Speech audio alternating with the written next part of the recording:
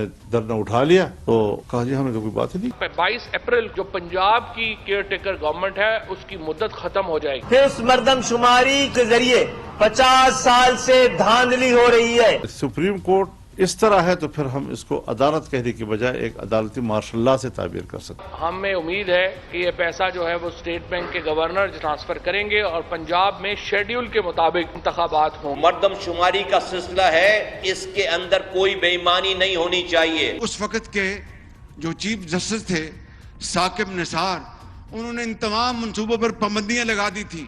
अस्सलाम वालेकुम नाज़रीन, आप रूबरू प्रोग्राम देख रहे हैं और मैं हूं आपका मेज़बान शौकत पराचा। पाकिस्तान में इस वक्त वर्स्ट तसादम की सूरत हाल है, लेकिन साथ साथ जमात इस्लामी के अमीर सिराजुल हक साहब के हवाले से मुज़ाकरात की बाज़गश्त भी ज़रूर है। फवाद चौधरी साहब कह रहे हैं कि कल स्टेट बैंक ऑफ पाकिस्तान को इलेक्शन के लिए सुप्रीम कोर्ट के हुक्म के मुताबिक पैसे रिलीज़ करना है। दूसरी तरफ कौमी असम्बली की स्टैंडिंग कमेटी बराए फाइनेंस का इजलास तलब कर लिया गया है। मुझे पूरा यकीन है कि ये कमेटी पैसे न रिलीज़ करने का हुक्म देगी। शेख रशीद तो कह रहे हैं कि वज़ीर आज़म अब तौहीन अदालत और आर्टिकल 6 की सुरंग में जा रहे हैं, बारूदी सुरंग का वर्ड इस्तेमाल कर रहे हैं, लेकिन कोई नहीं सुन रहा। मुल्क में इलेक्शन तो कब होंगे, लेकिन मर्दमशुमारी भी एक बहुत बड़ा मसला बना हुआ है। हम इन अहम कौमी अहमियत के मामलात पर 3 अहम मेहमानों से अलग-अलग बात करेंगे। हमारे रूबरू होंगे आज साबिक गवर्नर सिंध और PTI के मरकज़ी रहनुमा जनाब इमरान इस्माइल साहब। उनके बाद हमारे रूबरू होंगे वज़ीर आज़म के मुशीर चौधरी कमरुज़्ज़मान कायरा साहब पीपल्स पार्टी की तरफ से, और प्रोग्राम के आखिरी हिस्से में वफाकी वज़ीर राना तनवीर हुसैन ख़ान होंगे नून लीग की तरफ से। इमरान इस्माइल साहब बहुत शुक्रिया। सबसे पहले तो मैं एक अहम मौजू पर आपसे बात करना चाह रहा हूँ कि अली जैदी साहब को सरकार ने गिरफ़्तार कर लिया है। आज उन्हें अदालत में भी पेश नहीं किया गया। वो आपकी पार्टी के सूबाई सदर हैं, क्या कहेंगे आप? बड़ा भूडा किस्म का मुकदमा उनके ऊपर बनाया कि 2013 में किसी शख्स ने कोई कंप्लेन दाखिल की थी और उसका आज उन्होंने FIR उसकी दर्ज हुई है, यानी कल उनकी FIR दर्ज हुई है और कल ही उनको उठा लिया। इतनी अर्जेंसी थी जो 10 साल से जिस मुकदमे पे या जिस कंप्लेन पे कोई एक्शन नहीं हुआ, उसका कल होना बड़ा ज़रूरी था इंतहाई, क्योंकि नाजुक मामला था, मुल्क इसके बगैर संभल नहीं पा रहा था। उम्मीद है कि वो हल हो गया होगा। अली जैदी को उठाना या अली अमीन गंडापुर को उठाना या पार्टी के और दीगर लीडरों को और वर्कर्स को उठाना सिर्फ एक चीज़ की तरफ इशारा देता है कि ये प्रेशर बिल्ड करना चाहते हैं इमरान खान के ऊपर कि आपके तमाम लोगों को हम उठा चुके हैं और अब आप इंतखाबात में जाने के काबिल नहीं हैं, जो कि इनकी खाम ख्याली है। ये समझते ही हैं कि इमरान खान ये 8, 10, 15 या 50 या 500 लोगों के ऊपर टिका हुआ है और ये इमरान खान इसका नाम है। इनको पता होना चाहिए कि इमरान खान जिसका नाम है वो 22 करोड़ अवाम के दिलों में रहता है और इंतखाबात इमरान खान को हराना मुश्किल ही नहीं, नामुमकिन है। तो उसके लिए ये जो छिचोरापन अब इन्होंने शुरू किया है गवर्नमेंट ने, इससे ये बचेंगे नहीं और ये समझ ही रहे हैं कि स्टेट मशीनरी यूज़ करने के बाद ये शायद यहाँ पर लंबे अरसे के लिए रह जाएं, तो वो भी मुमकिन नहीं होगा। इसी केस में आपका नाम भी कल बाज़गश्त कर रहा था, आप भी कुछ एहतियात कर रहे हैं या नहीं? नहीं जी, एहतियात क्या करनी है, वो कहते हैं ना अंग्रेजी में कि you can run but you can hide. तो वो क्या करना है हमने, कौन सा कि जिसने पकड़ना पकड़ ले, इधर ही बैठे हैं, यही है। कल मैं बल्कि थाने भी गया, इब्राहिम हैदरी भी गया, गडाफ थाने भी गया जहाँ अली जैदी को रखा हुआ है, वहाँ से मुलाकात भी हुई और इधर ही कल रात को खाना भी हाईवे पे खाया हमने कहाँ भागना है। अच्छा, आप अली जैदी साहब से मिल के आए हैं, वो हाई स्पिरिट में हैं? जी, Ali Zaidi is in high spirit. मैं गया था, मैंने बड़ी कोशिश जद्दोजहद के बाद कोई छोटी सी मुलाकात हो पाई उनसे, कोई आधे मिनट की, बट ही वाज फाइन।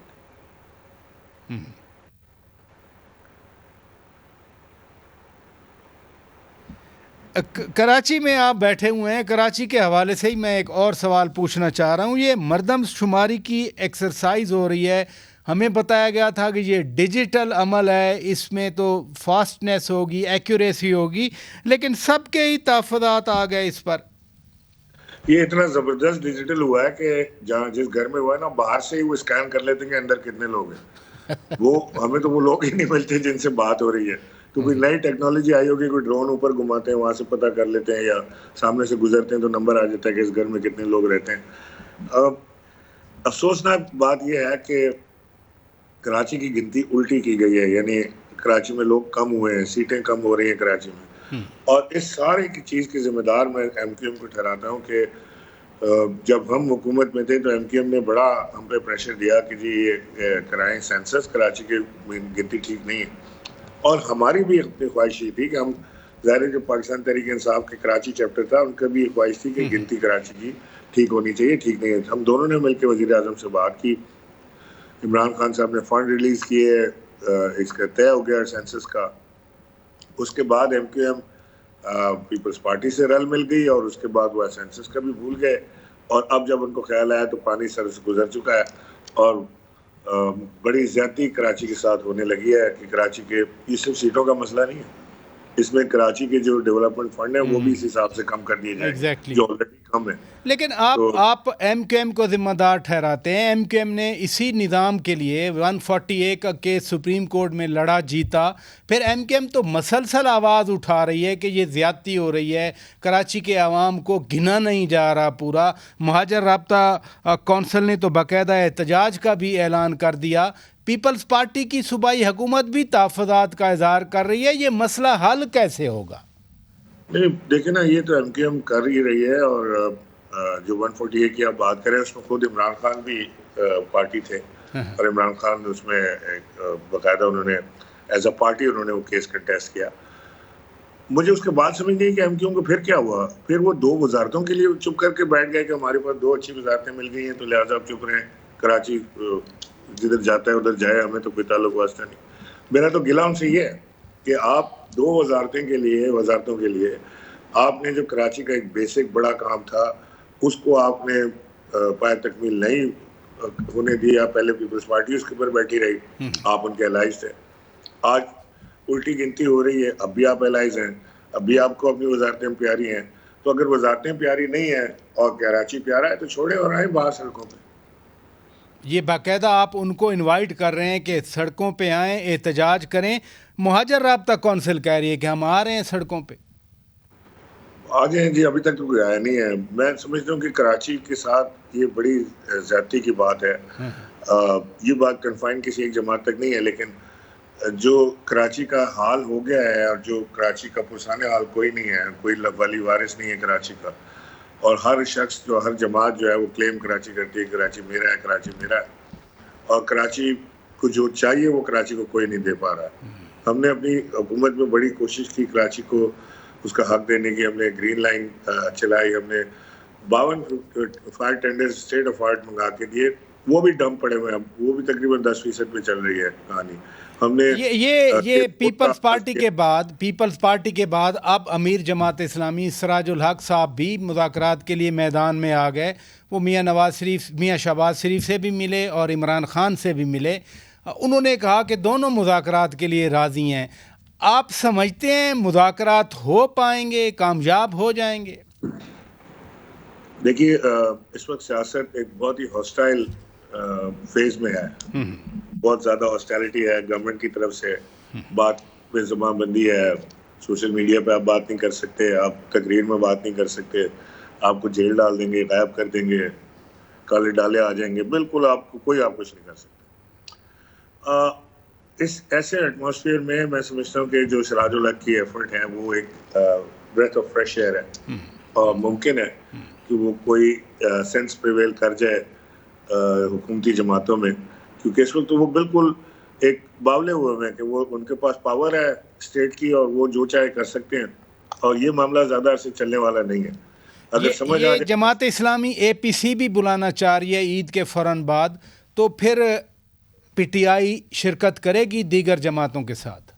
मैं कुछ कह नहीं सकता अभी इस बारे में कि वो करेगी या नहीं करेगी। हतमी फैसला तो इमरान खान ने करना है और ये डिपेंड भी करता है कि जो मुज़ाकरात का इनिशिएट कर रहे हैं जमात इस्लामी और पीपल्स पार्टी, वो क्या रुख लेता है। क्या आया कि उसमें कोई अकल और फहम की बात निकलती है या वही बात रट हुकूमत की चलेगी कि जी वो 90 दिन में भी इंतखाबात नहीं कराएंगे, वो सुप्रीम कोर्ट को भी नहीं मानते, वो जजेस को भी नहीं मानते, वो फुल बेंच को भी नहीं मानते। तो फिर इसका मतलब है कि मेरा तो ख्याल ये है कि हमारी हुकूमत को एक बिल पास करना चाहिए कि सुप्रीम कोर्ट को बंद कर दें और वो फैसला जो शहबाज शरीफ कहेंगे वही मुल्क का कानून होगा, वही फैसला होगा, तो वो ठीक हो जाएगा सब। ये 18 अप्रैल तक सुप्रीम कोर्ट ने अब तो स्टेट बैंक के गवर्नर को हुक्म दिया था कि आप पैसे रिलीज़ करें। कल स्टैंडिंग कमेटी का इजलास फाइनेंस का बुलाया गया है, होपफुली वो तो मना कर देगी, तो फिर पैसे कहाँ से आएंगे? नहीं जी, सुप्रीम कोर्ट के चीफ जस्टिस ने बल्कि लार्जर बेंच ने ये फैसला दिया है कि पैसा इन्होंने देना है, स्टेट बैंक ने डायरेक्टली देना है। State bank, governor state Bank के पास कोई अथॉरिटी नहीं है कि वो मना करें सुप्रीम कोर्ट को। ये जो कमेटी है, finance committee, it has no jurisdiction to direct State Bank के गवर्नर को कि वो पैसा दें कि ना दें, ये नहीं फैसला दे सकते हैं, वो बाइंडिंग नहीं है उनके ऊपर। तो लिहाजा उन्होंने तो पैसे देने ही देने हैं या उन्होंने कंटेम्प्ट लगनी है और जेल जाना है। और मैं तो अब ये भी देख रहा हूँ कि शहबाज शरीफ और उनकी काबीना ये भी तैयारी में है, आर्टिकल 6 की इनके ऊपर तैयारी है, ये भी जेल जाएंगे इसी चक्कर में। ये पहले भी पाकिस्तान में हो चुका है, दोबारा हो। बहुत शुक्रिया जनाब इमरान इस्माइल साहब, साबिक गवर्नर सिंध और पीटीआई के मरकज़ी रहनुमा हमारे रूबरू थे। नाज़रीन, ब्रेक लेते हैं। ब्रेक के बाद जब वापस आएंगे, पीपल्स पार्टी के सीनियर रहनुमा वज़ीर आज़म के मुशीर चौधरी कमरुज़्ज़मान कारा साहब हमारे रूबरू होंगे। Stay with us. Welcome back नाज़रीन, आप रूबरू प्रोग्राम देख रहे हैं और अब हमारे रूबरू हैं पीपल्स पार्टी के मरकज़ी रहनुमा मुशीर वज़ीर आज़म जनाब चौधरी कमरुज़्ज़मान कारा साहब। बहुत शुक्रिया चौर साहब। ये मौलाना फजलुर रहमान तो खुलकर कह गए कि मुल्क में जुडिशल मार्शल लॉ है। चीफ जस्टिस इलेक्शन कमीशन के अख्तियार भी इस्तेमाल कर रहे हैं, इंतज़ामिया के अख्तियार भी इस्तेमाल कर रहे हैं, फाइनेंस मिनिस्ट्री भी, स्टेट बैंक भी। फिर आपकी हुकूमत क्या चुपचाप देखती रहेगी अगर ये सूरत हाल है तो? देखिए, ये तहफ़्फ़ुज़ात मुख्तलिफ अल्फाज में सारी क़यादत ही बयान कर रही है, असम्बलियों के अंदर भी बयान कर रही है, वकला की क़यादत भी बयान कर रही है, और इसको एक हद तक अदालत के अंदर बैठे जज साहिबान ने भी इस रवैये पे एतराज़ किया है। लिहाजा ये तो बाय लार्ज दुरुस्त बातें हैं, उसको मुख्तलिफ अंदाज में कहा जा रहा है। इसीलिए हमारी प्राचा साहब कोशिश है, हम बर्दाश्त तो हम खामोश होकर तो नहीं बैठेंगे। पार्लिमान के इख्तियारात पे तजावुज़ किसी सूरत बर्दाश्त नहीं करेंगे। जमहूरियत के लिए कोई भी रास्ते से अगर कोई कदगन लगेगी तो वो किसी सूरत टॉलरेट नहीं होगी। लेकिन अदलिया भी उसका एक बड़ा हिस्सा है जमहूरियत का। लिहाजा हम तवक्को करते हैं और कोशिश कर रहे हैं कि जज साहिबान अपना रास्ता खुद तयन करें और उसको दुरुस्त रास्ता जो है अवामी तवक्कुआत के मुताबिक, इंसाफ के जो तकाजे हैं उनके तहत लेके आए। देखिए ना, फैसले आए। अभी चौधरी एतजाज हसन साहब ने कल वो आजकल आपको पता है ना हुकूमत वक्त के तो खिलाफ है बड़े लेकिन उन्होंने भी ये कहा कि बेंच बनने पे पता चल जाता है इसका फैसला क्या होगा। इस तरह बेंच नहीं बनने चाहिए। तो ये जो सूरत हाल इस वक्त हुई खड़ी है कि एक जिदबाजी सी बन गई। पहले बेंच पे एतराज था, उस बेंच के ऊपर अदालत ने, बार ने, वकला ने, सियासतदानों ने, हुकूमत ने, सब ने एतराज किया। लेकिन अभी वो मामला अपनी जगह चल रहा था कि अदालत ने एक 8 रुकनी बेंच बना दिया और एक अभी अंडर प्रोसेस कानून को स्टे कर दिया, उसके अमल को स्टे कर दिया। तो ये जिस वक्त बेंच बना उसी वक्त सारे पाकिस्तान को इल्म था। राजा साहब, क्या आपको इल्म नहीं था? आपके क्या जज्बात थे जब आपने पहली दफा ये 8 रुकनी बेंच का लिस्ट पढ़ी, जज साहिबान के नाम पढ़े, तो आपको क्या फील हुआ कि ये बड़ा अच्छा बेंच बना है, बड़ा इंसाफ के तहत बना है, या किसी रिएक्शन और गुस्से की अलामत है? नहीं, खैर हमने तो उस दिन कमेंट किया था कि जो बेंच बना है वही फैसला देगा जो दूसरे दिन उन्होंने दिया। लेकिन आप खुद भी कानून अंडर प्रोसेस होने की बात कर गए जो कि मुअत्तल हो गया। लेकिन सुप्रीम कोर्ट जो कर रही है वो तो आइन के मुताबिक ही कर रही है ना, यही आइन कहता है। 90 दिन की पाबंदी भी आइन कहता है। शेख रशीद तो आज ख़बरदार भी कर गए कि वज़ीर आज़म साहब तौहीन अदालत और साथ साथ आर्टिकल 6 की बारूदी सुरंग में दाखिल हो रहे हैं। क्या ऐसा ही है? शेख रशीद साहब को अपने मशवरे अपने पास रखने चाहिए। उन्होंने बहुत सारे लोगों को मशवरे दिए थे, परवेज मुशर्रफ को भी दिए थे, उससे पहलों को भी दिए थे, और अल्टीमेटली वो किस अंजाम को पहुंचे तो वो हमें पता है। हम ना तो आइन वायलेट कर रहे हैं, ना हम तौहीन अदालत कर रहे हैं, हम हकायक के मुताबिक बातें कर रहे हैं। और अगर ये तौहीन अदालत हम कर रहे हैं तो फिर जज साहिबान ने और बारों ने भी यही बात कही है। तो ये फिर सभी की तरफ से है, और अगर सभी की तरफ से ये है तो फिर सोचना ये चाहिए कि कहीं जज साहिबान ही सोच लें कि उनसे गलती तो नहीं हो रही, वो भी इंसान ही है, उनको भी देख लेना चाहिए इस मामले में।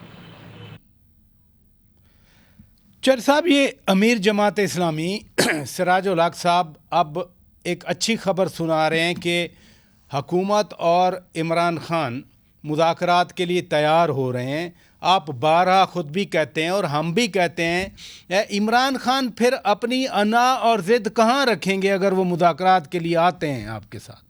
बड़ी जमातों के अंदर भी इसमें बड़ी सख्त रवैया है और दुरुस्त है, गलत नहीं है। हम उनके पास जा रहे हैं कि जी ठीक है, हमें गुस्सा है खान साहब का रवैया पिछले 5 साल का, पहले से भी, और 5 साल खास तौर पे जिस गाली गलौज का मुजाहरा उन्होंने किया है, उनकी जमात ने किया है, उससे ये फितरी अमल है कि गुस्सा आ जाता है। लेकिन फिर भी हमें सियासी लोग हैं, हमें अपना गुस्सा बर्दाश्त करके हालात के तहत फैसले करने चाहिए, और वो इज्तिमाई शऊर के फैसले जो गुस्से से नहीं बल्कि हौसले से हो, वही मुल्क को गर्दाब से निकालेंगे। लेकिन चर साहब देखें ना, चर साहब बात यह है कि अगर इमरान खान मान भी जाएं तो बकौल नदीम अफजल चंद साहब, उनके जो इर्द गिर्द लोग बैठे हैं, उनको तो मुज़ाकरात के नाम पे आग लग जाती है। आग लगती रहे जी राजा साहब, अल्टीमेटली तो देखना यह है कि आगे बढ़ने का रास्ता क्या है।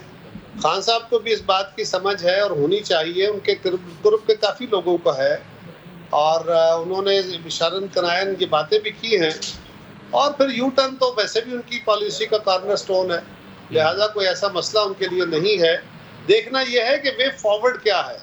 जिद, अना और हिजान अगर तो बेहतरी का फैसला कर सकते हैं तो अच्छा, और अगर इससे बेहतरी नहीं हो सकती तो फिर उस अमल को छोड़ के वो तरीका जिस पे सारी जमातें तैयार हों, सब जमातें आपको कह रही हों, हर जी शऊर कह रहा हो, वो रास्ता अडॉप्ट कर लेना चाहिए।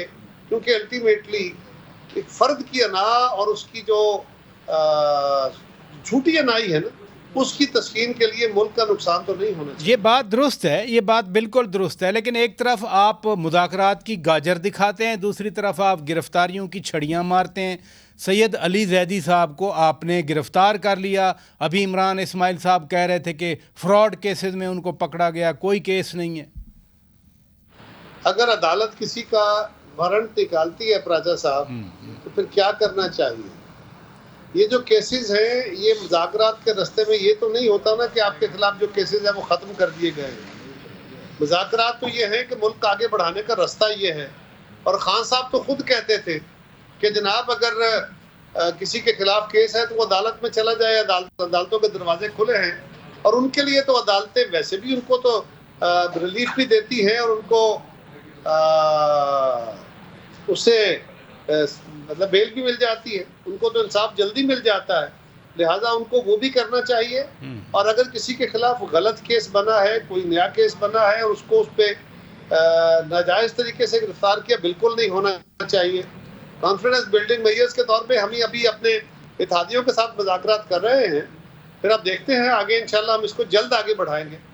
चर साहब, मैं ज़रूर आपसे बात करना चाह रहा हूँ ज़ल्म खलीलज़ाद के हवाले से। पाकिस्तान पर वो बहुत बातें कर रहे हैं, लेकिन अब तो उन्होंने आप ही के लीडर जनाब आसिफ अली जरदारी साहब को डायरेक्ट हिट किया है अपने ट्वीट में। आपने देखा ट्वीट, वो क्या कहेंगे आप? मैंने नहीं देखा जी राजा साहब, और मेरे लिए ज़ल्म खलीलज़ाद कोई बड़ी अहमियत की हामिल शख्सियत नहीं है। मैं उसको पाकिस्तान का एक दुश्मन समझता हूँ, मुखालिफ समझता हूँ, और पाकिस्तान की हमायत की सोच रखने वाला कोई बंदा उसकी नज़र में अच्छा नहीं होगा। ज़ल्म खलीलज़ाद हो या क़ल्म खलीलज़ाद, मुझे उससे कोई फ़र्क नहीं है। आज फवाद चौधरी ने प्रेस कॉन्फ्रेंस की और वहाँ मकबूजा कश्मीर के एक साबिक गवर्नर सत्या पॉल मलिक का जब से ये इंकशाफात आए हैं पुलवामा के हवाले से, तो फवाद चौधरी ने हैरानगी का इज़हार किया कि इस हुकूमत ने रद्द अमल ही नहीं दिया। मैं फवाद चौधरी पे आपसे सवाल नहीं पूछूंगा क्योंकि आज ही दफ्तर खारजा ने सुबह सुबह एक बाकायदा बयान जारी किया था, लेकिन चूँकि आप अमूर कश्मीर के वज़ीर हैं, आप क्या कहते हैं पुलवामा वाले वाक़यात के हवाले से जो अब एक उनके अपने साबिक गवर्नर ने इंकशाफ किया है?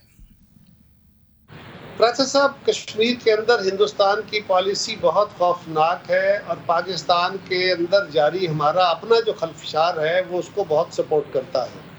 हिंदुस्तान ने एक पॉलिसी बनाई हुई है कि वक्त के साथ साथ वो कश्मीर के अंदर अपने मज़ालिम बढ़ाता जाता है और दुनिया के सामने अपने आप को मजलूम पेश करके पाकिस्तान जो वक्त के साथ साथ कमज़ोर होता आया है माली तौर पे भी और आलमी तौर पे भी, उसकी वजह से हिंदुस्तान ने अपने आप को मुस्तहकम किया है। हमारे लिए ये लम्हा फिक्रिया है और हमें दुनिया को भरपूर तरीके से हिंदुस्तान के उन गलत इक़दामात को एक्सपोज करना चाहिए। कोशिश करनी चाहिए हमारे फॉरेन ऑफिस को कि हम आलमी बिरादरी को भी ये बात समझाएं। और ये बात बड़ी वाज़ेह है प्राचा साहब कि एक मजबूत और मुस्तहकम पाकिस्तान, एक स्टेबल पाकिस्तान ही कश्मीरियों की बेहतर मदद कर सकता है, वरना अगर हमें अपने घर के लाले पड़े होंगे तो हम दूसरे भाई की क्या मदद कर पाएंगे। घर के लाले पड़े हों और मजबूत करना है तो फिर तो मुज़ाकरात चौधरी साहब करना होंगे। आज ऐसे ही एक इत्तला आई कि इमरान खान ने जमात इस्लामी वाले मुज़ाकरात के लिए 3 रुकनी कमेटी बनाई है, जिसमें जनाब परवेज़ खटक साहब, महमूद रशीद साहब और सेनेटर एजाज चौधरी साहब भी शामिल हैं। आपको कुछ उम्मीद है कि कुछ ये कमेटी कर पाएगी, मुज़ाकरात की राह हमवार हो जाएगी? ऐसी तवक्को करनी चाहिए, ये तजर्बाकार लोग हैं सारे, ऐसी तवक्को करनी चाहिए कि परवेज़ खटक साहब तो माशाल्लाह बड़े तजर्बाकार बंदे हैं, दूसरे दोनों साहबान भी हमारे एजाज चौधरी साहब भी और मियां महमूद रशीद भी पुराने सियासी कारकुन हैं, तजर्बाकार लोग हैं। सो उनसे तवक्को करनी चाहिए कि वो रास्ते पैदा करेंगे, डेडलॉक नहीं। बहुत शुक्रिया चौधरी कमरुद्दमान कायरा साहब, आपने वक्त निकाला। नाजरीन, ब्रेक लेते हैं, ब्रेक के बाद वापस आएंगे। मुस्लिम लीग नून के मरकज़ी रहनुमा और वफाकी वज़ीर राना तनवीर हुसैन खान हमारे साथ होंगे। Stay with us. Welcome back नाजरीन, आप रूबरू प्रोग्राम देख रहे हैं। इस वक्त हमारे रूबरू हैं वफाकी वज़ीर और नून लीग के सीनियर रहनुमा राना तनवीर हुसैन खान। बहुत शुक्रिया राना साहब, आपने वक्त दिया। ये मौलाना फजलुर रहमान ने गुज़श्ता रोज़ बयान दिया, एक तनाज़ा खड़ा हो गया। मौलाना फजलुर रहमान ने कहा था जब वो धरना लेके आए थे तो जनरल फैज़ और परवेज़ इलाही ने उनसे वादा किया कि फौरी इलेक्शन होंगे। इलेक्शन तो नहीं हुए थे। मौलाना फजलुर रहमान भी कह रहे हैं वादा खिलाफ़ी की गई, लेकिन आज फवाद चौधरी साहब ने बाकायदा मुतालबा किया कि इसकी तहकीकात होना चाहिए। आपकी हुकूमत तहकीकात कराएगी? देखिए, फवाद चौधरी साहब के मतलब मैं क्या कह सकता हूँ कि वो रोजाना लगे रहते हैं, ना उनकी कोई पीछे कोई बैकग्राउंड होती है, ना आगे कोई बैकग्राउंड होती है। तहकीकात कराएं तो मेरा हाल है 100 साल चाहिए जो इन्होंने मामलात इनके जो रहे हैं 4 साल की हुकूमत में, वो तो हर रोज 10 स्कैंडल होते थे इस किस्म के। ये इनकी क्या बात करते हैं, हम इनकी बातों पे जाएं तो फिर तो हर रोज इनके इसकी एक बात का, एक इमरान खान की बात का रोजाना ही फिर हम तहकीकात कराएं, रोजाना इंक्वायरी कराएं। हमें तो पता है ये झूठ बोलते हैं, झूठे हैं। और अब वही बंदा जो इनको लाया था, जिसके जरिए चलते रहे, जो इनकी लेजिस्लेशन कराता रहा, जो इनको पैसे ला के देता रहा, बाजवा, आप उसी को ये गालियां निकाल रहे हैं। इनका ये कल कह रहे थे अमेरिका की साजिश है, आज कहते हैं अमेरिका हमारा माई बाप है। हमने तो ऐसी बात ही कोई नहीं की, अमेरिका तो बिल्कुल इसमें इन्वॉल्व ही नहीं था। तो ये इनकी राजा साहब, मुझे इस पर क्या नो कमेंट। मैं इसके मतलब इस काबिल ही नहीं समझता कि उसके मतलब मैं बात करूं। ये अमीर जमात इस्लामी सिराजुल हक साहब करैक्टरलेस आदमी है। अमीर जमात इस्लामी सिराजुल हक साहब मुज़ाकरात की कोशिशें कर रहे हैं। अभी आप पीटीआई की तरफ से गालम गलोच की बात कर रहे थे, वो आपके ऊपर एक एतराज़ करते हैं कि आपने असम्बली में तकरीर की और आपने कुछ ऐसे अल्फाज इस्तेमाल किए। इस माहौल में फिर मुज़ाकरात कैसे कामयाब होंगे? नहीं, देखिए, ये तो हर रोज सारा दिन गालियां निकालते हैं, लेकिन मैंने कोई गाली नहीं निकाली। मैंने एक वाकया बताया था जो वालिद के से मंसूब था, जो मैं आज भी मैं कहता हूँ वो 100% सही था, मैं रोजे से हूँ। लेकिन ये है कि मैं जरा उसको कोडेड वर्ड में कर देता कि ना खलफ कह देता या कोई और गुस्ताख कह देता, लेकिन जो उसके लफ्ज थे वो मैंने उस तरह शायद वो सही पोर्ट्रेट वो सही मैं ना बता सकता। अगर मैं ना वो बताता तो जो उन्होंने जो सही कहा था मैंने वो बताया और वो उनके हवाले से था। बाकी जो मैंने बात की वो 100% दुरुस्त थी कि क्या फरियाल तारपुर क्या बाइज्जत की खानदानी खातून नहीं है, तो वो उसको जिस तरह इन्होंने उठाया, जिस तरह अरेस्ट किया, क्या मरियम बीबी हमारी बेटी नहीं है, क्या वो एक 3 दफा प्राइम मिनिस्टर रहा है उसकी बेटी नहीं है, क्या वो हमारी पार्टी की सीनियर नायब सदर नहीं है, और उसका जिस तरह इन्होंने दरवाजे तोड़े या जिस तरह दूसरी एक दो जगह पे अरेस्ट किया गया।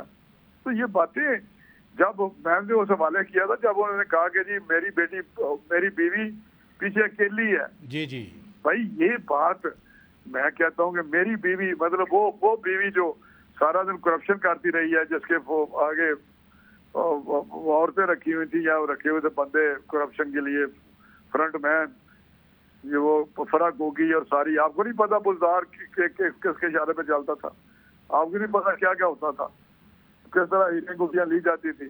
तो उसको कहना कि वो जी वो तो बहुत ऊपर है और दूसरों की जो फैमिलीज हैं वो नहीं, ये नॉट एक्सेप्टेबल, बिल्कुल नहीं होगा। अगर एक दफा उसने, हमने तो कुछ किया ही नहीं, बताएं हमने उसको अरेस्ट किए, हमने क्या इसको कुछ किया है? जो कुछ नून के साथ हुआ है अब तो रिकॉर्ड बन गया, कौन सा उनका बंदा है जो जेल में नहीं रहा, नून का जो सीनियर आप किसको अरेस्ट ना करने की बात कर रहे हैं? मैं उसकी बीवी की बात कर रहा हूँ, मैं उसकी इमरान खान की अपनी बात कर रहा हूँ। हमारा तो एक बंदा बताएं 2-2 साल 1.5 साल जेलों में रहे हैं। कमाल है यार बराचा साहब, आप बात करते हैं तो इसी तरह ही सारे मीडिया वाले कर देते हैं। नहीं लेकिन अभी एनालाइज किया कर। अभी राणा साहब जो स्टेट हम रोए तो नहीं, ये तो रोते रहे, ये तो एक दिन के लिए जाते हैं तो रोते हैं ऊपर रोते हैं, मर गया 2-2 साल 2.5 साल रहे हैं।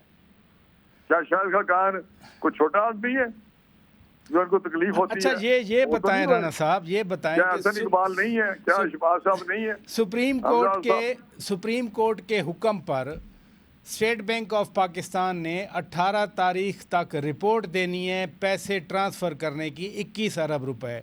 आप लोगों ने कल स्टैंडिंग कमेटी का फाइनेंस का इजलास बुला लिया और मुझे 100% यकीन है कि ये स्टैंडिंग कमेटी फिर स्टेट बैंक को नो कर देगी कि ना पैसे रिलीज़ करें। ये क्या हो रहा है हमारे मुल्क में राणा साहब? देखिए मेरी बात सुने, अगर तो स्टेट बैंक के गवर्नर का वो अख्तियार है उस पैसे पे तो बिल्कुल वो करे, लेकिन अख्तियार ही नहीं। अगर आप ऐसा काम मुझे कह दें जो मैं कर ही नहीं सकता, कानूनी तौर पे कोई एक पैसा इधर उधर नहीं कोई हो सकता, तो मैं समझता हूँ कि हुक्म देने की कोई डेरादारी तो नहीं ना जी, या कोई खुदा न खास्ता कोई मार्शल लगा हुआ है, तो ये ना करें कि एक आईन है कानून है उसकी बात करते हैं। यानी राणा साहब आप ये क्लियर कर रहे हैं कि स्टेट बैंक के गवर्नर पैसे नहीं दे सकते और नहीं देंगे? मुझे तो यही पता है कि एक कानून के तहत एक वो 1949 का एग्रीमेंट है, वो अमीन है पैसे का, जो उसके पास पैसे हैं। इस तरह नहीं हो सकता कि मेरे पैसे आपको दे दे अकाउंट से और आपके अकाउंट से मेरे पैसे कोर्ट की डायरेक्शन पे दे दे। मुझे जो मेरी अंडरस्टैंडिंग है, बाकी गवर्नर स्टेट बैंक है वो देख लेगा, वो समझदार आदमी है, बहुत बड़े लोग पढ़े लिखे होते हैं, वो देख लेगा उसकी क्या जिम्मेदारी है। अभी इस इशू पे आपके शहर लाहौर में कल वकला कॉन्फ्रेंस हुई। चौधरी एतजाज एहसन, सरदार लतीफ़ खोसा, ख्वाजा तारिक रहीम, आबिद ज़ुबैरी साहब और दीगर लोग थे। उन्होंने तो कोई तहरीक चलाने की भी बात कर दी, जैसे बिल्कुल आप लोगों ने तहरीक चलाई थी 2007 में। यार ये 10,000 दफा तहरीक चलाई, ये रिजेक्टेड माल है। ख्वाजा तारिक रहीम कौन है बताएं? ना 3 में 13 में पॉलिटिकल क्या है, वो क्या वकील के तौर पे क्या है, उठ के आ गए हैं बस। उनकी तो वीडियो चल रही है, लीक हुई है, वो क्या साकिब निसार के साथ करता था। ये साशी लोग हैं, ये एतजाज एहसन, ये पीपल्स पार्टी जाने वो जब इनको कोई खोसा, यार मैं अब क्या कह सकता हूँ, क्या कह सकता हूँ मैं। अल्लाह ही माफ करे, बस इन्होंने तारीख चलानी है, छोड़े जिसम कल के दाखिले किसी को याद नहीं, सारा किसी को मामला याद नहीं। और अच्छा, मेरा आखिरी क्वेश्चन राना साहब, ये जो supreme court practice and procedure bill parliament ने पास किया, फिर सुप्रीम कोर्ट ने उसको मुअत्तल कर दिया, जहां सुओ मोटो पावर्स को रेगुलेट करना था, वहां पुराने सुओ मोटो केसेस में एक अपील का राइट भी मौजूद था। अब मियां नवाज शरीफ की वापसी के हवाले से ये उनको एक रिलीफ का प्लेटफार्म मिल सकता था, इंसाफ के पलड़े बराबर हो सकते थे। अब क्या मियां नवाज शरीफ को इंसाफ नहीं मिलेगा कभी भी जब ये कानूनी मुअत्तल हो गया? पहले तो मैं समझता हूँ कि आप वो देख लें सुप्रीम कोर्ट का, जिसको हर बंदे ने उसका क्रिटिसाइज किया उसके इस फैसले को कि भाई कानून बने ही नहीं और आपने कर दिया। तक एतजाज हसन जिसकी बात कर रहे हैं उसको मैंने सुना था, वो कहता था जी ये गलत किया उन्होंने। खैर नहीं हो, मियां नवाज शरीफ के जो वो मसला है, वो कामा का मसला है, लाइफ डिस्क्वालिफिकेशन का। वो आने जाने में क्या रुकावट है उनकी? वो तो डिस्क्वालिफिकेशन है कि वो इलेक्शन नहीं लड़ सकते, दैट्स ऑल। वो आने में तो कोई रुकावट नहीं है। वो तो मियां साहब अभी सऊदी अरेबिया आए हुए हैं, आएंगे पाकिस्तान वो आएंगे इंशाल्लाह ताला। वो 3 दफा प्राइम मिनिस्टर रहे हैं, मतलब कि उन्होंने पाकिस्तान को बनाया है, पाकिस्तान को संवारा है, पाकिस्तान को खुशहाल किया है, तरक्की याफ्ता बनाया है। तो मैं समझता हूँ कि वो क्यों नहीं आएंगे, वो पाकिस्तान में उनकी मतलब एक ये भी सुना था कि मियां शहबाज शरीफ साहब वज़ीर आज़म पाकिस्तान सऊदी अरब जाएंगे, वो भी अभी तक तो कोई ऐसा सामने प्रोग्राम नजर नहीं आया। बस लोगों का कैसा, लेकिन मेरा अभी उनका कोई प्रोग्राम नहीं है।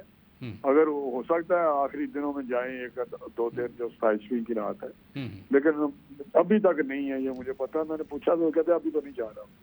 बहुत शुक्रिया राना तनवीर हुसैन साहब, वफाकी वज़ीर और पाकिस्तान मुस्लिम लीग नून के मरती रहनुमा। नादरीन हमारे रूबरू थे। हम दीगर मेहमानों का भी शुक्रिया अदा करते हैं। अपने मेज़बान शौकत पराचो को इजाज़त दीजिए। खुदा हाफिज़।